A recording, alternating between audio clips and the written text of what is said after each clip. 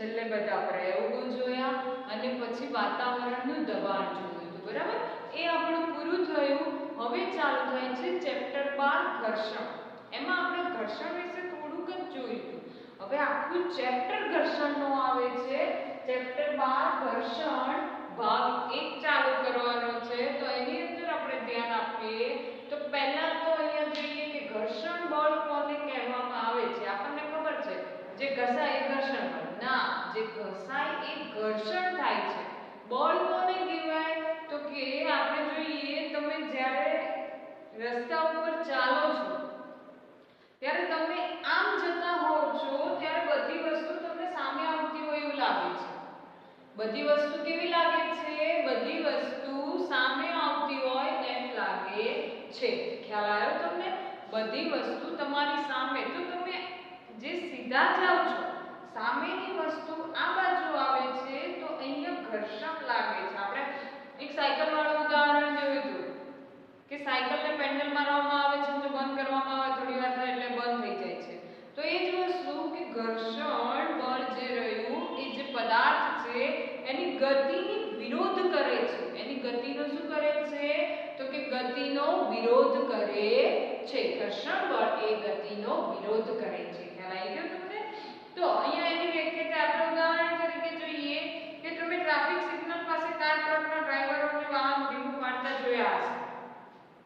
પણ તમારી સાયકલને તમે બ્રેક મારો છો ત્યારે તે ધીમી પાડે છે, બરાબર? સાયકલને તમે બ્રેક મારો એટલે ધીમું પાડે છે. તો આ બધું શેના કારણે થાય છે?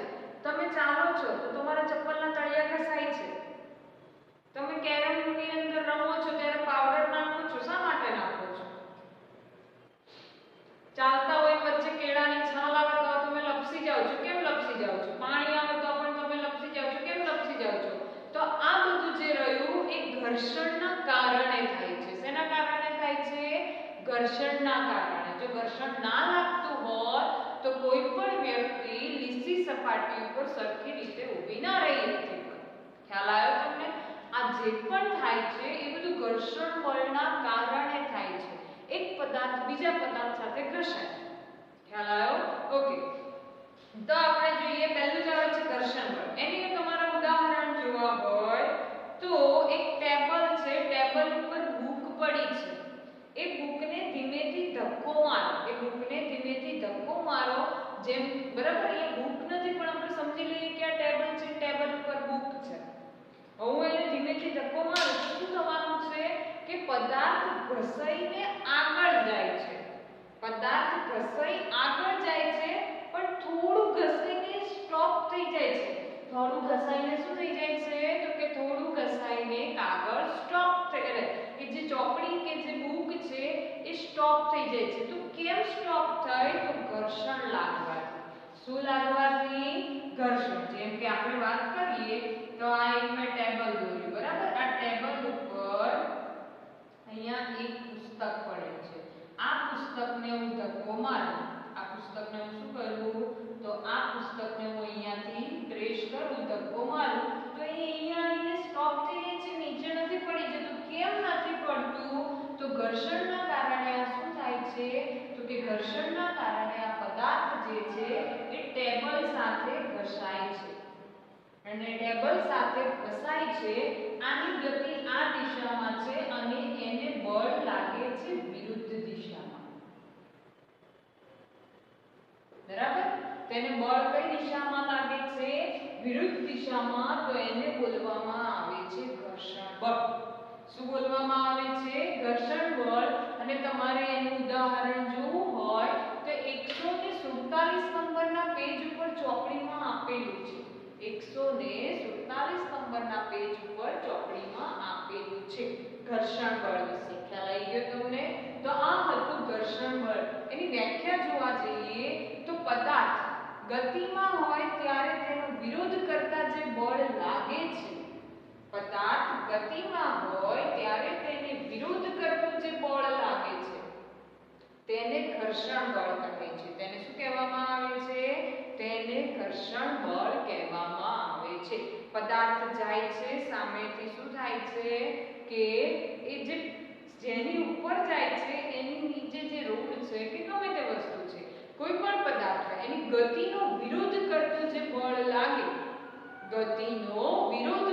જે બળ લાગે છે તેને ઘર્ષણ બળ કહે છે. ક્લિયર? શું આવે? ગતિનો વિરોધ કરતા લાગતા બળને ઘર્ષણ બળ કહેવામાં આવે છે.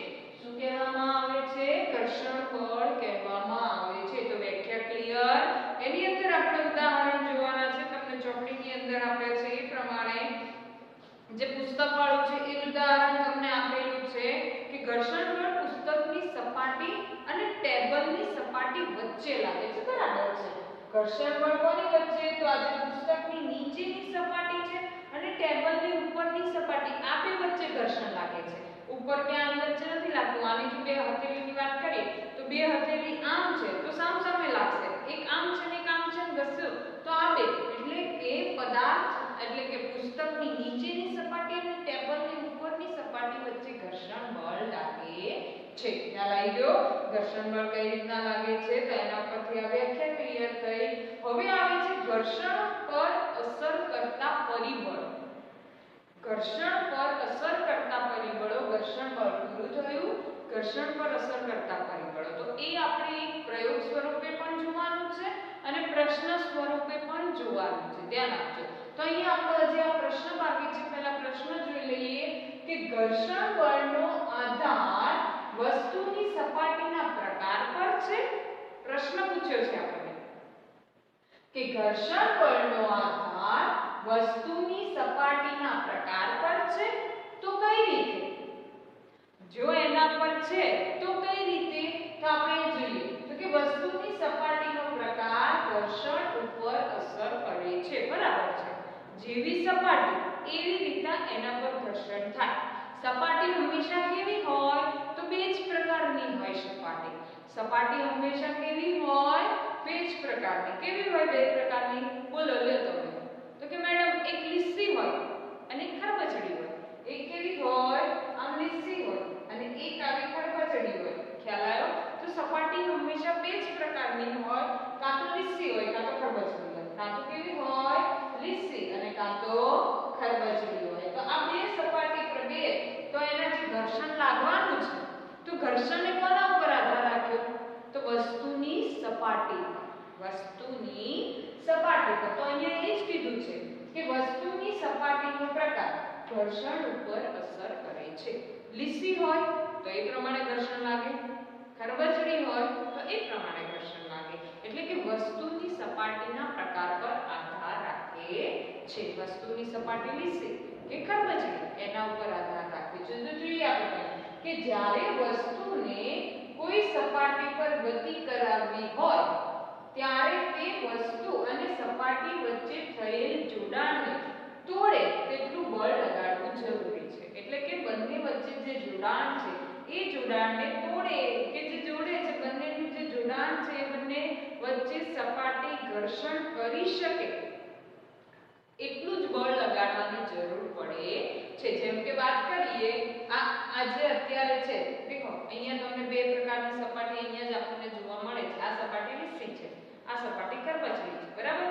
એના ઉપર હું જોઉં કે આ લીસી સપાટી છે, એના ઉપર મેં અહીંયા ઢાંકણું મૂક્યું છે. હું સહેજ પ્રેસ કરીશ, બરાબર, ઢાંકણાને, તો એ આટલું ખસ્યું. દેખો આટલું ખસ્યું. સહેજ પ્રેસ કર્યું તા. ફરીથી જોઈએ કેમ? તો કે આ જે સપાટી છે એ લીસી સપાટી છે. કેવી સપાટી છે? લીસી સપાટી. હવે એ જ વસ્તુ ડસ્ટરની ઊંધી સાઈડ, એટલે કે જે આ ખરબચડો ભાગ છે જ્યાંથી આપણે લૂછીએ છીએ, હવે એના ઉપર હું પ્રેસ કરું, એટલું દબાણ લગાડું તો એના કરતાં ઓછું ખસે છે. ખ્યાલ આવ્યો?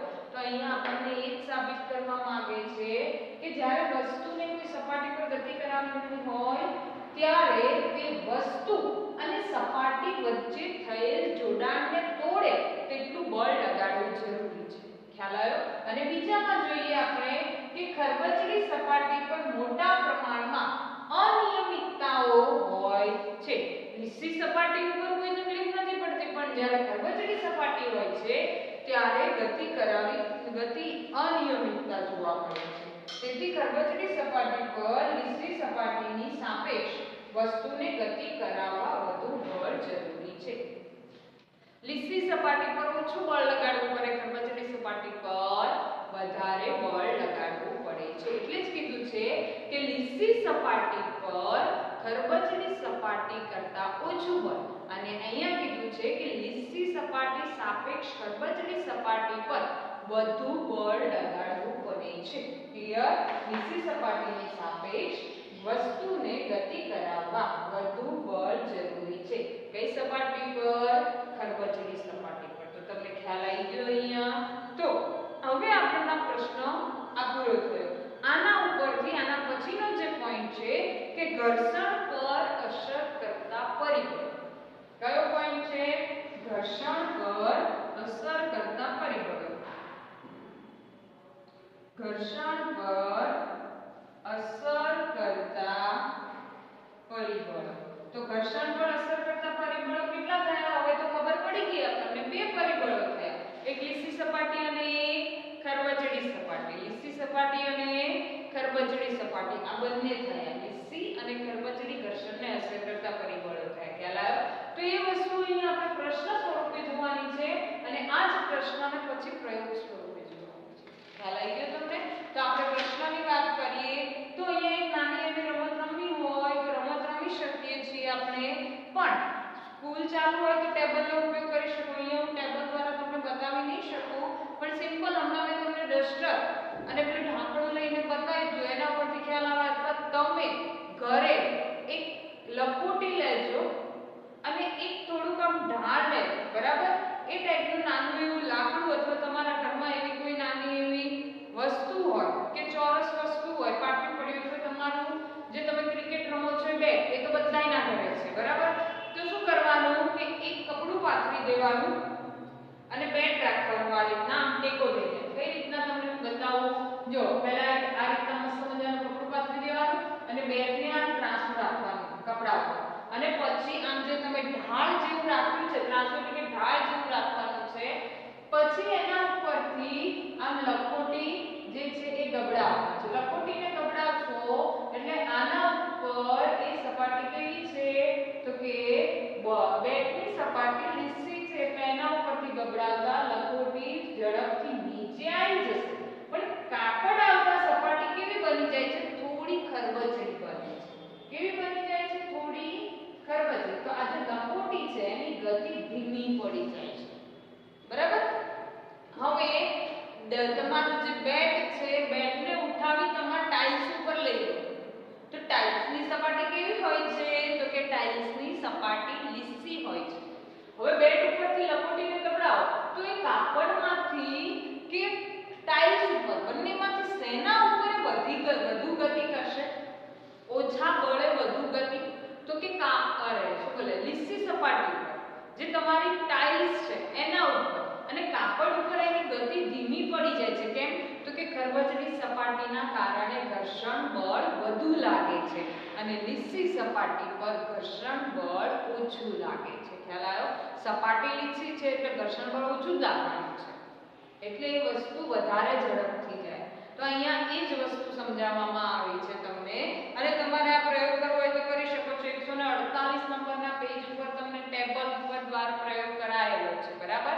એ વસ્તુ અત્યારે હું અહીંયા તમને દેખાડવી શક્ય નથી, પણ એવો જ એક પ્રશ્ન છે કે એક ઈંટને શણના કપડા વડે વીંટાળેલી છે. એક ઈંટનો ટુકડો લીધો છે અને એ ટુકડાને શણ વડે વીંટાળી દીધું છે, બરાબર? તો કે શણના ટુકડા વડે વીંટાળેલ છે અને બીજી ઈંટ જે લીધી છે એ બીજી ઈંટને પોલિથીન વડે વીંટાળેલી છે.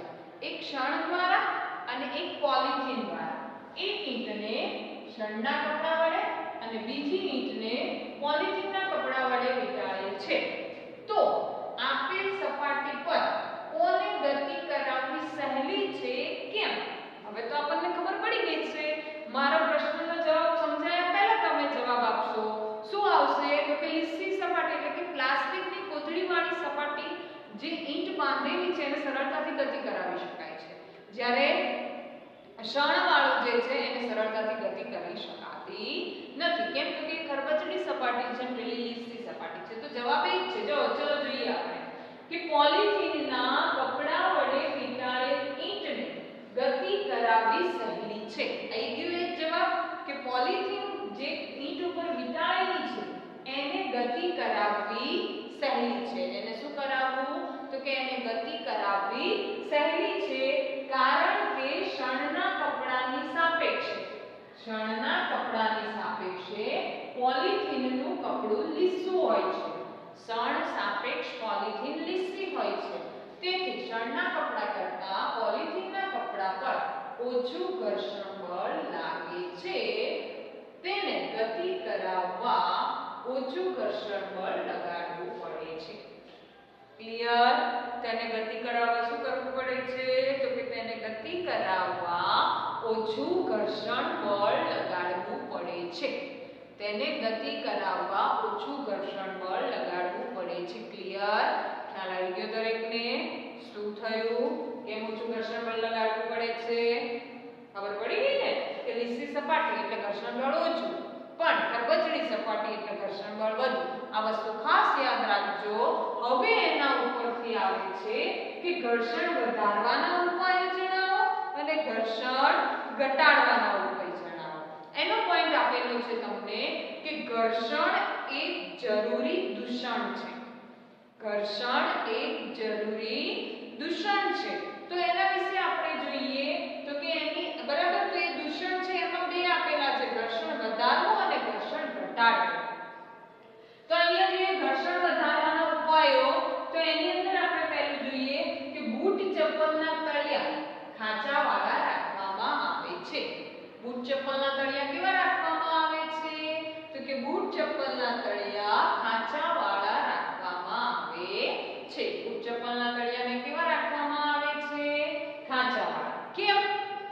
હવે તમે બૂટ જે પહેરો છો, ચપ્પલ જે પહેરો છો, ક્યારેય તમે જોયું કે લીસા હોય? નહીં ને? તમારા ચપ્પલના તળિયા તમે જ્યારે લાવો છો ત્યારે જુઓ તમને આવા ખરબચડા દેખાય છે. કેમ ખરબચડા રાખવામાં આવ્યા છે? મારા પગમાં છે પણ એવું તમને અત્યારે દેખાડીશ નહીં કે માટીવાળા હોય. બરાબર? પણ તમે તમારા બૂટ અને ચપ્પલને ઘરે જોજો. લીસી સપાટી છે? ના. કેમ નથી હોતી?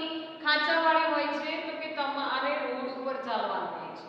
જો સપાટી લીસી હોય તો પેલા કેળાની છાલ વાળું યાદ રાખો કે સપાટી લીસી હતી એટલે લપસી ગયા. તો એ જ વસ્તુ અહીંયા થાય. ચપ્પલની કે બૂટની સપાટી લીસી હોય તો રોડ ઉપર આપણે લપસી જઈએ. ખ્યાલ આવ્યો? ઓકે. બીજો પોઈન્ટ છે આ શું છે? ઘર્ષણ વધારવાના ઉપાયો. આ ખાંચાવાળું એટલે જ રાખવામાં આવે છે કે ઘર્ષણ વધે છે એના કારણે. બરાબર? પછી પાછળ આવશે ઘર્ષણ ઘટાડવાનું. તો બૂટ ચપ્પલના તળિયા ખાંચાવાળા રાખવામાં આવે છે.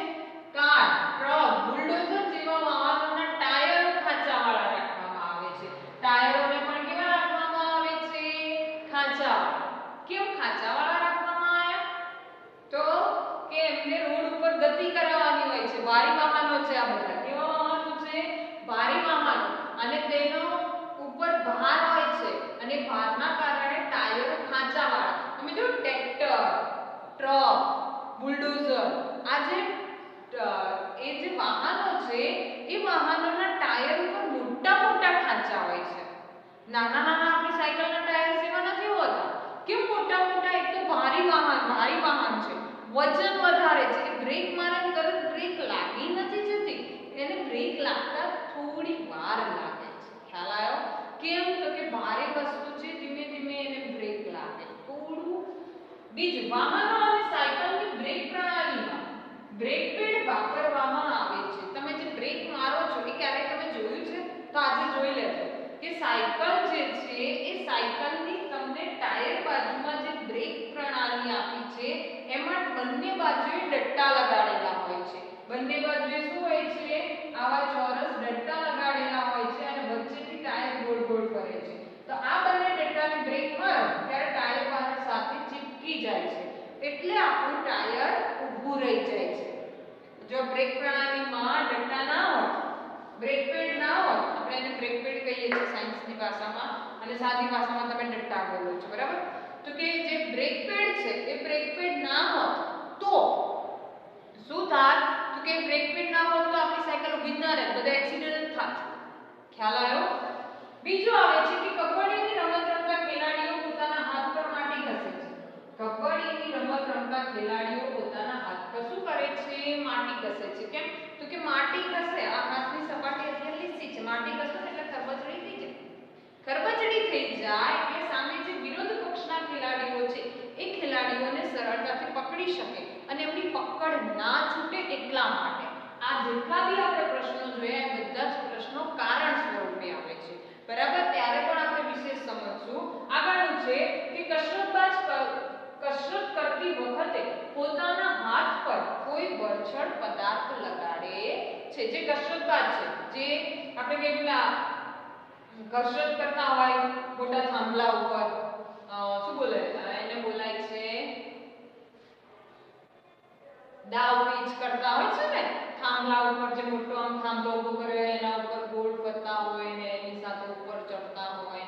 આ જે કસરત બતાવે છે આપણને એક અખાડાની અંદર, તો આ જે કસરતબાજો છે એ કસરતબાજો પોતાના હાથ ઉપર બળછટ પદાર્થ લગાડે છે કે જેથી કરીને કસરત કરતી વખતે તેમના હાથ છૂટા ન થઈ જાય અને પોતે પડે ને વાગે એટલા માટે. ક્લિયર?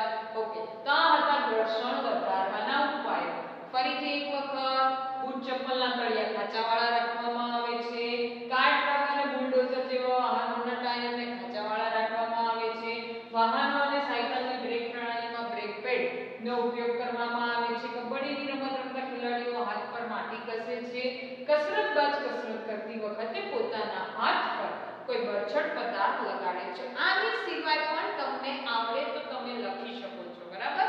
એની સિવાય હું ઉદાહરણ આપું કે તમે ક્રિકેટ રમો છો, એ ક્રિકેટ બેટનું પાછળનું જે હેન્ડલ છે એ હંમેશા કેવું રાખેલું હોય છે? ખરબજ.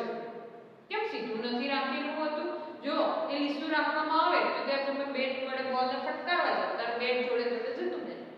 ખ્યાલ આવ્યો? એટલે એનું જે પકડવાનું જે છે એ ખરબચડું રાખવામાં આવે છે. એ પણ તમે લખી શકો. ક્લિયર? ખ્યાલ આવ્યો તમને? તો એની સિવાય પણ તમે ઉદાહરણ લખી શકો છો. તો અહીંયા આપણે હવે આગળ જોઈએ માચિસ. એ પણ ઘર્ષણ દ્વારા જ થાય છે. જોયું છે? હા. તો આ બધી જે છે અહીંયા આ ભાગ પૂરો થાય છે. તો આ ભાગમાં તમને ના ખબર પડી હોય તો તમે મને પૂછી શકો છો. Thank you.